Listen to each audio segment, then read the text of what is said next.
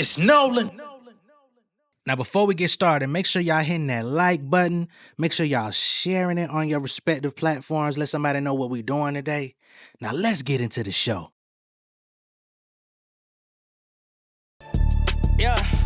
Y'all must have forgot I'm on my Roy Jones. Flow terminally ill, talking full blown. The Ghost Rider, I wrote the script to your tombstone. Kill your favorite rappers in tandems, call it a group home. I've been keeping it discreet, but this shit ain't sweet. Once I hit my motor, start to reach. Niggas shit they breach. I got songs in like 200 shows, but I gotta lead. Pull a nigga name up on the sheet and it's Bon Appetit. Fucking with the wrong one, I hope you got a strong gun. They verse I'm going on them, they call me the Shogun. Pull a beat, 15 minutes, bet I get this song done. I can't trust a rap nigga that's stepping with his toes done. Fuck them out. Shout the Lord done it all. I'm Barry Sanders. I'm juking niggas from the coin toss. I'ma run the ball. That's 6 points. I get the money off the ripple when my pinpoints. Pinpoint precision envision me on my rich boy. D's on the bit. Trigger finger if it's itchy. I might squeeze on the flip. Bullets coming with a name. Let you bleed on the tip. Put a nigga in the box. Then I'm fleeing on the trip. I'm too king for me to slip. I want Parmesan. I Parmesan. I walk in the alarms on. I'm barking like a dog. And now your bones are what I'm chomping on. Sundown, bitch. I'm back to bending like it's Ramadan. Yo, 15 minutes was broad, it's like a calling card. No mean to ramble, this shit is like a free sample. I'm here to make an example, these appetizers ain't ample enough. Fire like a candle, I'm up. Right from the panel, I jump back in this shit, entertaining y'all on my channel. I'm the main event. Learn to use my voice so I could pay the rent. Nigga talking shit behind the phone that they ain't pay to get. Drop and give me 50, nigga. I get on my trainer shit. I don't do no freestyles, tell me I get paid to spit. What's going on, beautiful people? It's the kid J Nolan here. Welcome back to another episode of Inside the Industry, your number one source for music, entertainment, commentary, and breakdowns. Hope everybody's doing well out there, man. So, there's been some activity lately going on with the whole Drake UMG lawsuit / appeal situation. I've been reluctant to cover it because with this whole Amicus brief and all of these different filings, these things are long. You know what I mean? These things are coming in at 30 plus pages, 50, 60 pages. And the way that my life is set up right now, you know what I mean? I really don't be having time to go through this stuff. Now today I actually do. And there was a recent Amicus brief that has been filed by a group of scholars who are basically jumping in to say, hey, we're professionals. We're very astute when it comes to the nature of hip hop rap battles. And this guy is trying to use rap lyrics as a way to condemn somebody in a court of law for defamation, using rap lyrics against them when this person participated in a back and forth. These are the things that we've been talking about since fucking end of 2024. To be honest, Drake should be the fucking laughing stock of the industry in all seriousness, regardless of his accomplishments, regardless of his fan base, regardless of anything that he's done that people may feel provide redeeming qualities of him. He should be the laughing stock of the industry because he lost a rap battle that he participated in, that he actually goaded his competition. He actually came out and told the nigga what to rap about him, which basically sounds to me like this was a whole Karen setup from the beginning. Yeah, I'm going to challenge him to say this about me. He probably won't, but in the case that he does, I could always fall back on filing a lawsuit for defamation, regardless of any defaming words that I use in his direction or disparaging words that I do in his direction.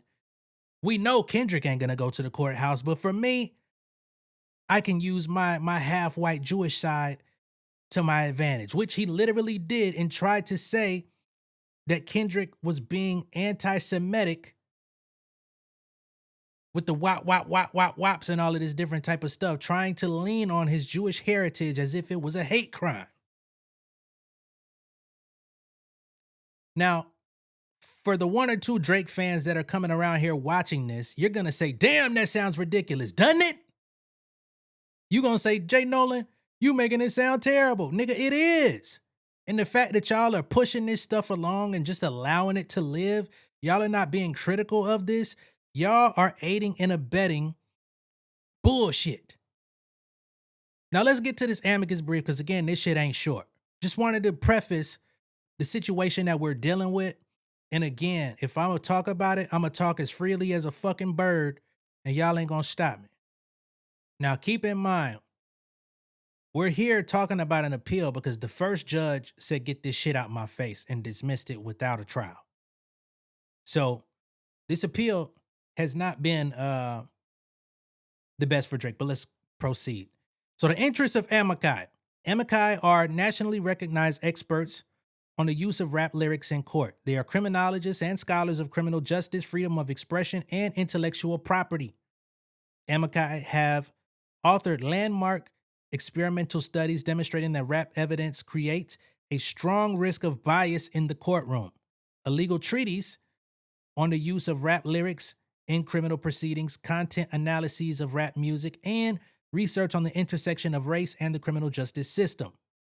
Amici have served as expert witnesses, been widely quoted in media, and presented their research to thousands of attorneys, judges, scholars, and members of the public. So basically what they're doing here is they're letting you know that they're not coming out here randomly. This isn't their first rodeo. They're not doing this for clout. This is something that they do frequently and have been on the precipice, on the front lines, pushing for before this ever happened. They say Amici have no personal or financial stake in this case, nor any relationship to the parties to this litigation. So they have no relationship with Drake or UMG or Kendrick Lamar. Of course, Kendrick is not a party in any of this, but his name, his lyrics, his likeness, his contract, his everything have been attached to this. Neither the parties nor their counsel have authored this brief in whole or in part. Both parties have consented to the filing of this brief. So Drake and his team, his legal team, they also consented. Okay. So it's not like they resisted it. It's just giving extra context for the judge on the Second Circuit of Appeal to consider. So as experts on rap music and its use in judicial proceedings, Amici seek to provide this court with the contextual framework, as I stated, necessary to examine rap lyrics, one that accounts for rap's history as artistic expression, its genre-specific practices, and in particular, the unique role and normative conventions of battle raps, rap feuds, and diss tracks. A thorough understanding of this context is necessary, not only to assess the defamation claim at issue in this case, but to prevent the harms that arise when courts treat rap lyrics as confessions or factual representations. And again, the previous judge that dismissed this case already understood these things to be true, which is why it was dismissed in the first place. There were amicus briefs filed in the original lawsuit as well. So this would be Drake's like second or third time being educated by these different groups of scholars saying, nigga, get your head in the game. Mr. I study rap battles for a living is now having to literally study rap battles for his living because they putting it in front of his ass. Drake's defamation claim rests on the assumption that every word of Not Like Us should be taken literally as a factual representation. This assumption is not just faulty, it is dangerous. When rap lyrics are admitted, it is because they are treated as literal. This in turn opens the door to racial bias and stereotypes in the courtroom, as empirical studies demonstrate. Treating rap lyrics as literal also threatens First Amendment speech protections, and the practice already has created a demonstrable chilling effect across the industry. United States District Court for the Southern District of New York appropriately dismissed Drake's defamation claim and correctly held that in context, a reasonable listener could not have interpreted Not Like Us as a series of factual statements. Drake's appeal rests on the argument that the district court wrongly presumed the audience consisted of rap super fans with special knowledge of rap history.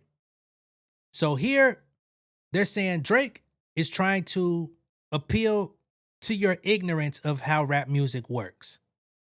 Because basically, he's trying to make it seem like only super fans were tuned into the beef and Not Like Us took it to some otherworldly space because it blew up and became a massive hit.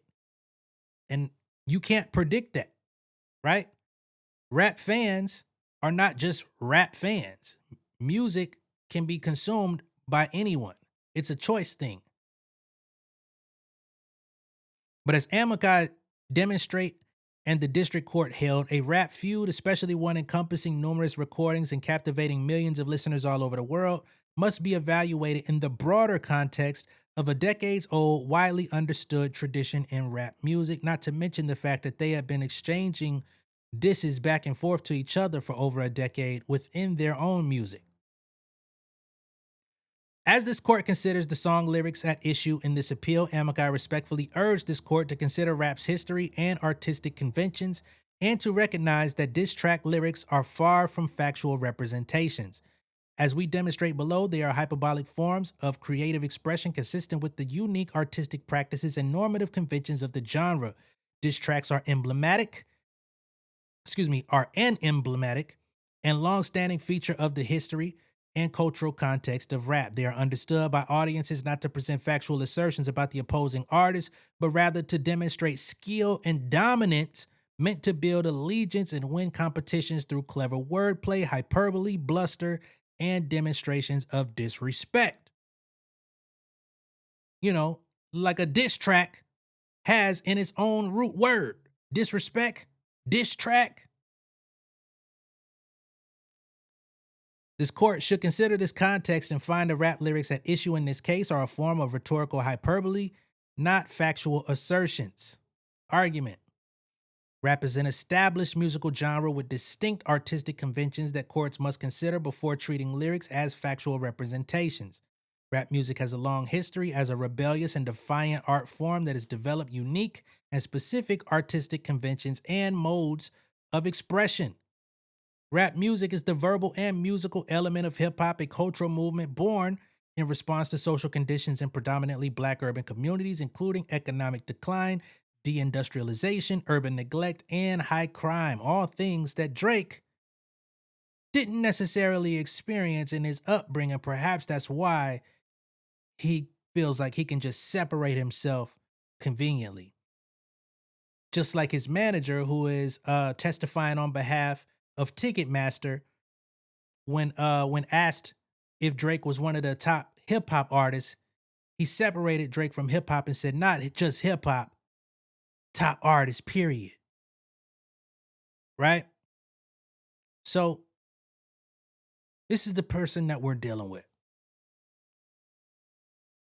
Hip hop comprises multiple forms of artistic expression, including breakdancing, DJing, graffiti, and MCing. Here we get to the elements. Rap is an extension of the Black American tradition of oral storytelling and signifying, a technique that incorporates exaggeration, metaphor, and wordplay. Even Jay-Z came out and said maybe we don't need battling in the culture no more. And the text inside of this Amicus here also goes against what he say. Jay-Z, my nigga. I ain't got to agree with everything that come out that nigga mouth, though.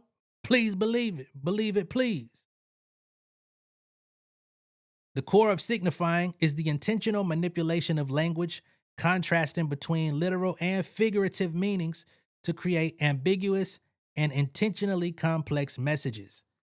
When combined with rap's use of constantly evolving black vernacular slang and its tendency to create new words and attribute varied meanings to common words, rap is particularly susceptible to misinterpretation. It is therefore critically important that courts understand the history, norms, and artistic conventions of rap music as crucial factors in determining the meaning of rap lyrics. In the words of the California Court of Appeal, given the figurative expressions which they are not intended to be and should not be read literally on their face, which is what Drake is trying to do. B, the normative conventions of rap as a genre. Courts frequently misinterpret rap lyrics as literal statements of fact, overlooking rap's distinct conventions arising from both historical traditions and intense market pressures. These misinterpretations, which can amount to criminalization of rap lyrics, pose a serious threat to artistic expression. Okay, so they say, when you present rap lyrics in court, in front of a jury, in front of a judge, people who are possibly not even educated on the foundation of what hip hop and rap music is, if they just hear these lyrics on their face without having to do the actual work of understanding the language, the slang, um, the metaphors, the similes, the figurative language, the hyperbole, all of these different things, if you just listen to everything and take it as literal what it would normally mean in normal text, then you can easily miss what the artist is saying and then just write it off as pure criminology. You know what I'm saying? Like just criminal intent. These people are heathens, which then misrepresents the artist in question. Now, some people blur those lines by taking what's in the music and living it out in real life. And those people, they get what happens to them. You know what I'm saying? But in most cases, that's not what we're dealing with. Two key normative conventions make rap particularly susceptible to misinterpretation in judicial proceedings. First, stage names and public personas are a defining feature of the genre.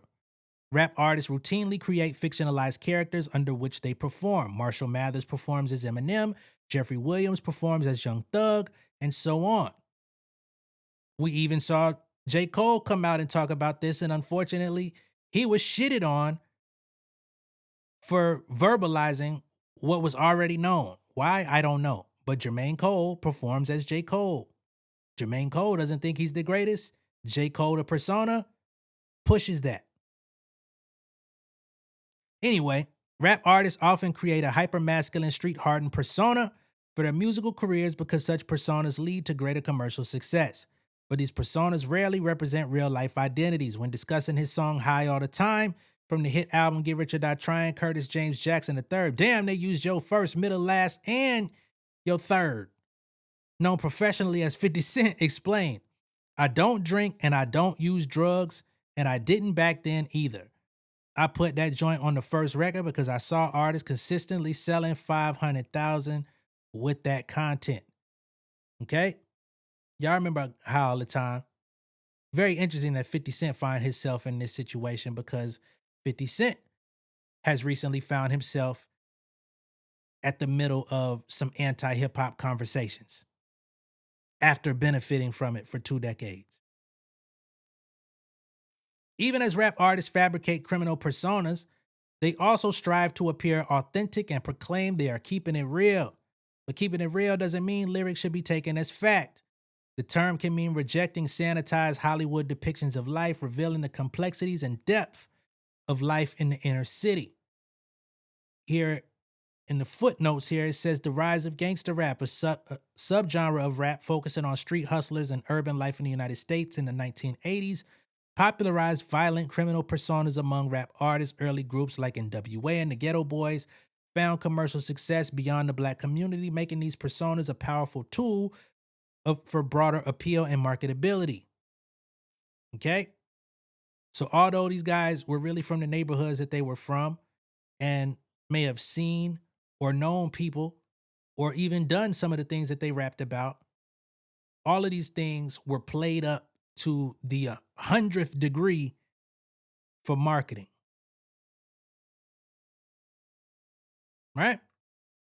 Or even fabricating criminal activities to maintain a tough image, a common practice in the rap industry. Without understanding the multi-layered complexities of rap artists' claims to authenticity, courts can misconstrue rap lyrics as literal depictions of real life. Second, braggadocio, hyperbole, and competitive wordplay are among rap's most defining artistic practices. As Amicus discussed below, these characteristics define rap battles and diss tracks where exaggeration and lyrical cleverness take precedence over the truth. Rappers use these battles to showcase their lyrical skills, focusing on creative insults. It's made to be insulting, designed to entertain and impress their audience. This is something that people have done since the 80s. Niggas was shitting on each other on stage, 2 mics, 1 DJ in the 80s. It is critically important that courts consider the particular artistic norms around rap battles when determining whether lyrics should be deemed factual representations. C. Diss tracks, rap battles, and rap feuds are part of an established tradition in rap music involving outrageous hyperbole and exaggeration, which neither fans nor performers take as literal. Competition and verbal sparring have been integral to rap music since the art form's inception in the 1970s, drawing on a long tradition of African American culture. Rap battles and diss tracks are often vicious, graphic, and hyperbolic, and rap lyrics regularly contain accusations of disreputable conduct, including illegal behavior. Audiences avidly follow rap feuds for their entertainment value and sheer drama. Remember, a lot of the practices that came into rap battling were derived from playing the dozens, which is literally just roasting each other and coming up with the most fucked up thing you could possibly say about the next person, and then they return in kind. Okay? They expect exaggeration, insult, and lyrics that hit below the belt, whether audiences include avid rap fans or casual listeners. Individuals understand these performances to be contests of verbal dexterity and lyrical domination, not factual arguments or a series of news reports. Historically, the creative use of language and verbal competition are found in cultural practices within the African American community. These practices, referred to as dissing, capping, roasting, or clowning, see what I'm saying, involve ritual exchange of insult. As one example, the dozens, I did not read this ahead of time, is a verbal game of dissing someone's mother, using highly exaggerated, often sexually loaded, humorous, ritualized insults with expletives and profane language. Another example, signifying, is a style of verbal play where an individual denigrates another through witty play on words and irony. These games of insult are meant to showcase the intellect, sharpness of tongue, and wit of the competitors. Now, not everybody has like nuanced experience in playing these games, roasting, you know what I'm saying? Everybody don't come from that. And everybody that got roasted didn't have the wherewithal to fire back. You know what I'm saying? So this is something that it is a choice to participate in. If it's not your cup of tea, you don't participate. Drake has participated in multiple rap battles. He invites that energy. He had been saying for years he was going to press the red button on niggas and nothing was going to be the same. And all of this shit before the battle even took place. Everything happens. Everything plays out as it had to. And he retreats and turns into a motherfucking white man. The album. Allegedly. Rap music is a continuation of these cultural traditions. In the words of rapper Ice Cube, the essence and the origin of hip-hop is to battle. As a result, rap is an especially rich site of insult where insults abound as means of spice, rebellion, entertainment, and humor, building on the genre's traditional use of metaphor, play on words, and boasting. Nowhere is this more evident than in rap battles and diss tracks, staples of the genre. Rap battles. A rap battle is a live contest between rappers, often performed before a crowd, where the objective is to outwit, outflow, and outdiss one's opponent. Emerging from perceived transgressions, insults, or disses, rap battles are intensely competitive verbal displays, manifestations of impoliteness, characterized by verbal aggression and lyrical invectiveness. In rap battles, two components are on display. One's linguistic and witty ability, as represented by what one raps, and one's profile as an artist, showcased by their presentation and performance in battle. Rap battles nearly always incorporate insults, except for the ones where people are purposely doing, compliment battles. I'm going to uplift you. Who can uplift each other to the highest degree? That's some new age shit. I ain't never really been into it, but I've seen some funny ones. Insults can be aimed at the persona adopted by the opponent, but they can also be intended as direct attacks on the individual, emphasizing, for example, opponent's drug use, fictional criminal personas, failure to provide for one's children. Drake knows that one well. And irresponsible criminal records. among other topics. Indeed, physical violence references and death threats are common in rap music and rap battles. There's another thing. People come around here and say, oh, you shouldn't use gun bars. Why did this person have to use gun bars? Did you ask why Tupac said my fofo make sure all your kids don't grow? No. When Biggie said I leave your mouthpiece obese like Della Reese, did you ask why he said that? No. So, chill the fuck out. And y'all know what I'm talking about. Whether a battler uses jokes, insults, bravado, aggression, narrations, creative language, visual performance, or audience participation, the objective is to be victorious by displaying superior wordplay. Importantly, battle rap artistic conventions are not restricted to insiders or superfans. They are universal and widely understood all over the world. The reason for this has to do with rap's global commercial success and appeal, being one of the top genres, if not the top genre. Don't ever forget it. Even among casual listeners. It has been said that rap is responsible for more musical innovation than the British invasion of the 1960s led by the Beatles and the Rolling Stones. And the rise of rap has been called the single most important event in popular music during the past 50 years. Over its 40-year history, rap's influence has extended far beyond music. Over 40. Since the 1980s, multinational corporations incorporated rap into their marketing and advertisement campaigns, for sure. And today, companies like Apple, Duncan Hines, Hewlett-Packard, and Procter & Gamble all incorporate rap and hip-hop culture into their branding. So here they're showing you the commercialization of hip-hop so that you can't say, oh, this was just supposed to be limited to a certain group of super fans, because hip-hop culture is culture. Rap's influence can also be found in fashion, seen in film, and heard in the everyday speech of younger generations. In short, rap is everywhere.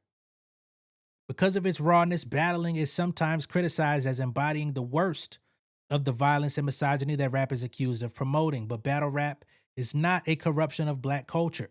It is the modern incarnation of long-held oral, competitive, and communal traditions seen throughout the African American experience. Indeed, battles remain an important symbolic space for rappers to construct, contest, and negotiate individual and collective identities. Many of rap's biggest stars, including Jay-Z, DMX, and Eminem, got their start battling. Shit, Jay-Z and DMX battled each other in the 90s. Early in his career, for instance, Jay-Z engaged in career-building battles with rap artists such as Tupac, Nas, and Mobb Deep. I wouldn't say Jay-Z engaged in a battle with Pac. He had made some records that didn't get released. Pac was on that nigga's head, though. Anyway, diss tracks. As battle rap evolved over time, battles shifted from primarily freestyle contest, improvisational verbal duels, to commercially released songs produced for mass audiences that involve the exchange of written or non-improvised verses that are researched and composed with the opponent in mind. Just yesterday, remember, we were looking at that whole Fetty Wap, who won the Grammy and all that shit. And in best rap performance, whose song was in that motherfucker? Drake, back to back. Nominated for a Grammy in 2016. But somehow he mad that Kendrick rap diss song was nominated and won multiple Grammys. It's fucking weirdo, man. These diss songs or diss tracks have become an integral part of the rap battle tradition. Defined by insult, diss tracks are a pervasive and well-understood tradition in rap in which verbal threats are common and glorified. In diss songs, artists verbally abuse, lay claim to territorial identities, and call into question the credibility of fellow artists. Diss tracks usually serve one of three purposes: to reclaim the respect of someone who has been put down, to put a person exhibiting hubris in their place, or to bait another person and rustle up drama. Artists aim to exalt themselves by humiliating their competitors, even as diss tracks are routinely limited to verbal exchanges without real life intentions and are understood by audiences as such. In insult verse, the accuracy of the charge matters less than its confident presentation. We just want to hear how you present it, how you say it, what you have to say.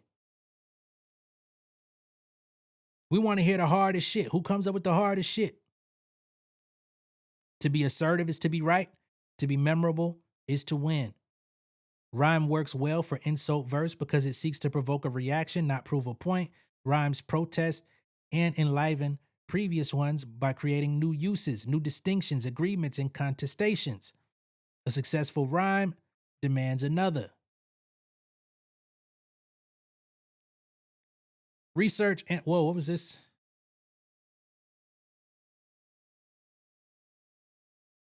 So in the footnotes here, they say at this book, Black Women Rap Battles, a textual analysis of US rap diss song, explains that rap does not have a monopoly on diss or insult, which can be found in rock, country, blues, and even folk music. So they're showing that this is not the only genre where disrespect or insults are used,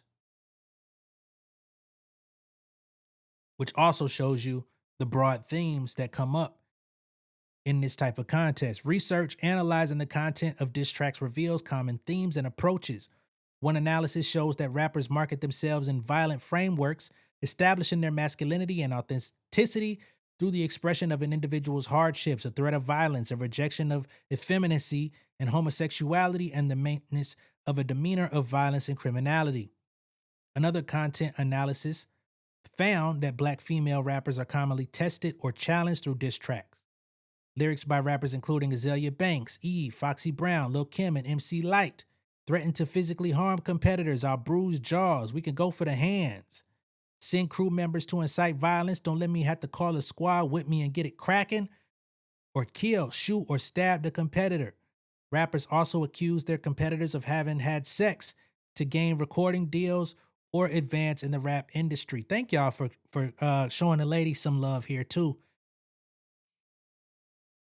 Because all of them even had more heart than this nigga to not go sue. Yet another analysis finds that Eminem and Machine Gun Kelly utilized strategies commonly observed in rap battles and diss tracks, including references to physical violence and explicit threats, which is common in this subgenre. Both rappers tried to outdiss each other by verbalizing insults, curses, and dismissals, using irony and mocking in their lyrics. White on white rap battle. And nobody got hurt. Verbal aggression in diss tracks is a critical way of drawing attention. As a result, diss tracks range from authentic disagreements to contrived media spectacles. Indeed, in the 1990s, disparaging other rappers in rap battles and diss tracks became a popular industry tactic for increasing rap's commercial success. Many of the conflicts or beefs between rival rappers are created as publicity stunts to raise flagging careers and sales or create interest in new releases.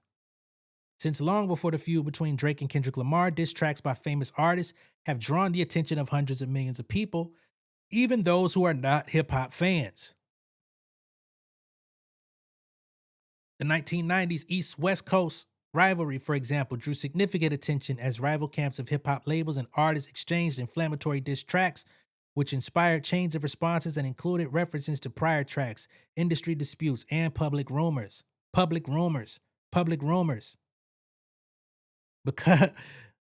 Because responses to diss tracks take time, audiences learn details about the insults and attacks in the tracks, analyze them in detail, choose sides, and discuss them with other people in real life and on the internet. This leads to a phenomenon in which diss tracks are deeply intertextual and layered, often involving entire communities by evoking regional pride. And the battle between Eminem and Kelly inspired hundreds of videos and discussion posts on the internet, evidencing the rich dialogue and interpretation associated with rap beef culture. While insult rhymes summon allegiances, they also reconfigure them. A diss track transforms the listener's participation into an alliance. To say an insult rhyme is to participate in it, to claim the status of an ally. Rhyme asks for the listener to experience it, not just hear it, no matter how repellent the subject it explores or how intimidating the stance it strikes, a rhyme aims to be joined.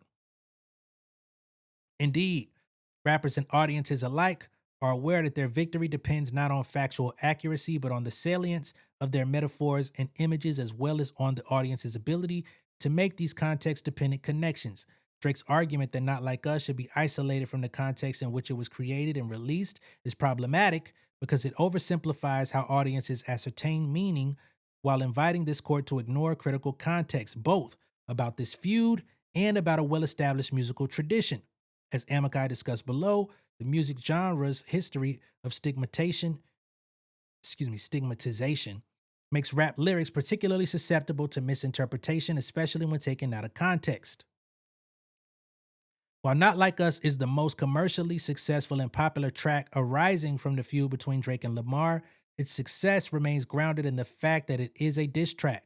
Audiences routinely interpret the lyrics within the broader context of this rap feud and artistic norms and expectations around rap battles and diss tracks more generally, a context in which fanciful hyperbole, exaggeration, and insult are expected and celebrated. And be clear, if people would have named Drake the victor in some weird reality, we wouldn't have any of this going on regardless of what Kendrick said. The use of rap lyrics in judicial proceedings threatens to undermine important civil and constitutional rights. A. Treating rap lyrics as factual representations undermines First Amendment rights. Drake's argument in this appeal rests on the premise that Not Like Us should be taken literally as a factual representation. Amicus urged this court to recognize the danger that assumption poses to the First Amendment's guarantee of freedom of speech. When courts ignore rap music's history and artistic conventions, the effect is to deny rap the status of art and instead to flatten lyrics into literal confessions or statements of specific intent. As we discussed below, this problematic treatment has introduced racial bias and unfair prejudice in countless criminal cases, and it has created a demonstrable chilling effect across the industry, changing longtime artistic practices, a phenomenon rappers, commentators, and policymakers are discussing with increasing urgency. The United States District Court for the Eastern District of Pennsylvania recently recognized this danger in a civil case involving rap lyrics and established a presumption that artistic expression is not a factual admission. In a society that treasures First Amendment expression, courts should start with a presumption that art is art, not a statement of fact. To rebut that presumption, the party offering the evidence must demonstrate that the art is the artist's attempt to tell a factual story. The mere fact that an artistic expression resembles reality is not enough, because holding otherwise would risk chilling the free expression that our society holds dear. In that case, the court held that even a first-person narrative that resembles real life is not enough to overcome the presumption without some other indicia, like the inclusion of factual detail that is not publicly available. In light of the chilling effects that would occur absent this presumption, and particularly in the context of rap music, the court concluded that the First Amendment requires no less. Amicus respectfully urged this court to consider the First Amendment implications of this case, to establish a similar presumption, and to reject Drake's invitation, I said that on purpose, to assume that diss track lyrics should be taken as assertions of fact. B. Treating rap lyrics as literal makes it more likely that rap lyrics will be exploited to introduce prejudice and racial bias in other cases. Right? So this would be setting problematic precedents in the courtroom. The argument that Not Like Us should be taken literally not only threatens First Amendment rights, it has also functioned as a gateway to introduce racial bias and stereotypes in the courtroom. Amicus urged this court to consider the danger associated with the problematic treatment of rap lyrics as factual. If rap lyrics are considered creative expression, they are naturally less likely to be found probative or to pass muster under federal rules of evidence 403 and 404 and state equivalents. If they are treated like a diary, they are more likely to be admitted. Literality is thus extremely important because, as the California legislature found, a substantial body of research shows a significant risk of unfair prejudice when rap lyrics are introduced into evidence. Explicitly recognizing the connection between unfair prejudice and literality in 2022, the legislature required courts to presume that the probative value of the creative expression for its literal truth is minimal, absent certain specified conditions. Research demonstrates that rap evidence can inject bias and racial prejudice into legal proceedings. This is particularly evident when considering how rap music triggers racially biased attitudes. That is, when people think about rap music, they are also thinking about race, which results in racially biased judgments. Okay? So now they're pointing out how when rap music gets introduced into the conversation, you automatically think about black people and black culture. So that already creates bias or a form of prejudice. Then when you introduce it into court without any additional evidence, only exclusively looking at the lyrics, that intensifies the bias, right? We'll continue. That is, when people think about rap music, they think about racially biased judgments. This point is supported across 3 decades worth of empirical studies. These studies demonstrate that exposure to rap music can result in individuals judging a person as more hostile and having worse character, particularly when that person is black. And if no one wants to see that as true, just think about the feeling you get inside your stomach when you meet a new person and you say, "Hey, what do you do?" And they say, "I'm a rapper." You automatically think you're a fucking low-life degenerate that ain't trying to do shit with your life. You don't automatically think that nigga talented. Let's be real. I've experienced it firsthand. This is also evident when considering how stereotypes about the genre affect the interpretation of the lyrics. Violent lyrics represented as rap music are on average interpreted as more literal and more threatening than identical lyrics represented as a different genre. Similarly, individuals make inferences about a person's character based on whether they write rap lyrics, including whether they are likable and involved in criminal activity. In short, it is dangerous to take rap lyrics literally. Doing so not only flattens artistic expression and risks that the lyrics will be misunderstood or misconstrued, it opens the door to racial bias and prejudice in judicial proceedings. Introducing rap lyrics at trial is a way to invoke racial stereotypes without ever explicitly mentioning race, and to do so in a way that shapes how jurors perceive the evidence and the defendant. So when people call this man Dracarin, yeah, it sounds funny, but it also shows what's riding on this lawsuit and appeal. Not to mention the fact that when it was to support Young Thug years ago, he actually signed on a petition to keep rap lyrics out of court and is now contradicting his very own signature and support of another rapper. In short, it is dangerous to take rap. I just said that. Introducing rap lyrics at trial is a way to invoke racial stereotypes without ever explicitly mentioning. I just said that too. Okay. Though Drake has previously acknowledged this danger publicly, okay, that gets to what I was just saying, he now paradoxically and problematically embraces it by citing to the fact that courts have permitted the use of rap evidence in criminal trials.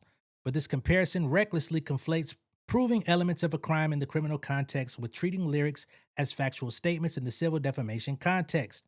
Even when rap evidence is admitted in criminal trials, despite overwhelming evidence showing a risk of unfair prejudice, racial bias, and misinterpretation, it is rarely introduced for the truth of the matter asserted. Far more often, it is used for different purposes, such as to demonstrate gang affiliation or establish that the defendant had a motive or specialized knowledge. In this appeal, by contrast, the issue is whether a rap lyric in a diss track can be elevated to a factual statement about another person. Finally, and more fundamentally, Drake has endorsed a practice he himself has argued is dangerous and wrong. He is well aware that, as 3 decades of research have shown, it is extremely difficult to consider rap evidence in any courtroom setting without ignoring the context, discounting rap's artistic merit, and activating racial bias and stereotypes.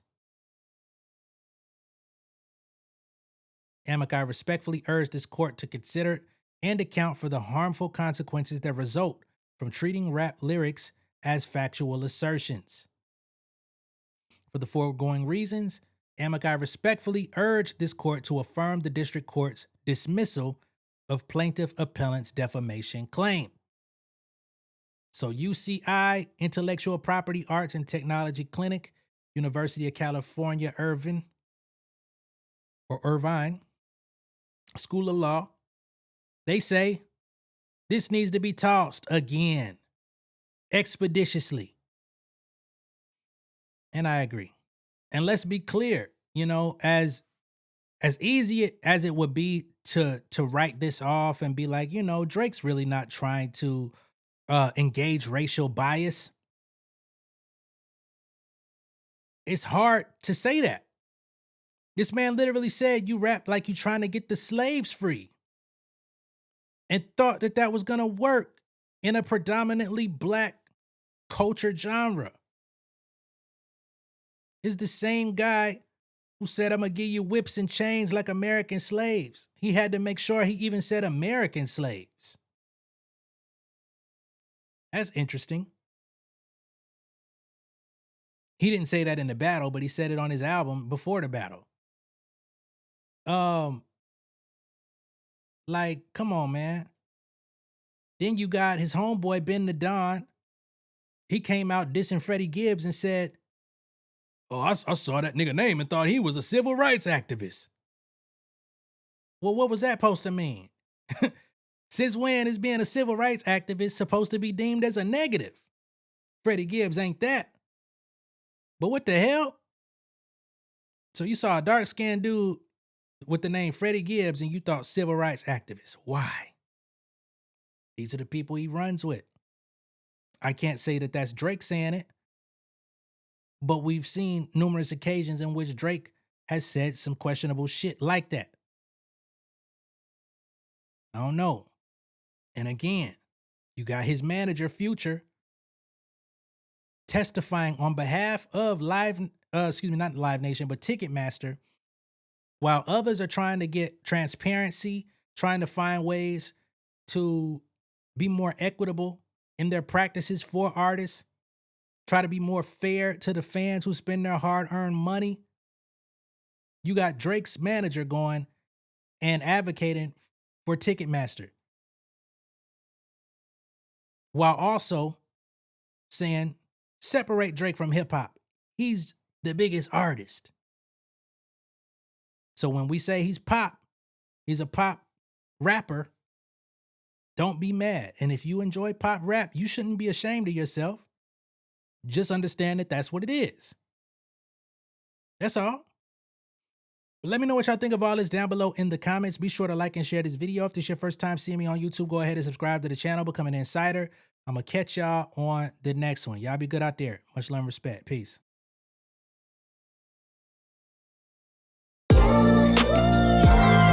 Yeah, family over fame in this bitch, yeah. The glory of living righteous is setting in. My street knowledge and education's a perfect blend. Young mogul, independent, I've been setting trends. The first one from my family to be faithfully wed. Fuck niggas and the horses that they riding on. I see this shit from all angles like a polygon. I'm never politicking, the drama be piling on. Father and greats unacknowledged like I'm Bobby Bonds. Conversation with my lady about the paper route. 5 sit bank accounts, every day I make it count. They down talking my commentary for hating now. Well, I can take it cause I'm bodying your favorite now, please. I could do this shit in my sleep. I been writing for these niggas, y'all read it and weep. I been fighting these niggas if you speak on the street. I'll turn your birthday party into New Year's Eve. Don't let me take it there. We ain't playing fair. This the ATL, Southside nigga moving furniture like Wayfair. Life on hold, no insurance for your healthcare. Lifeline gone, so you wanna be a millionaire? Well, let me tell you about this world I built.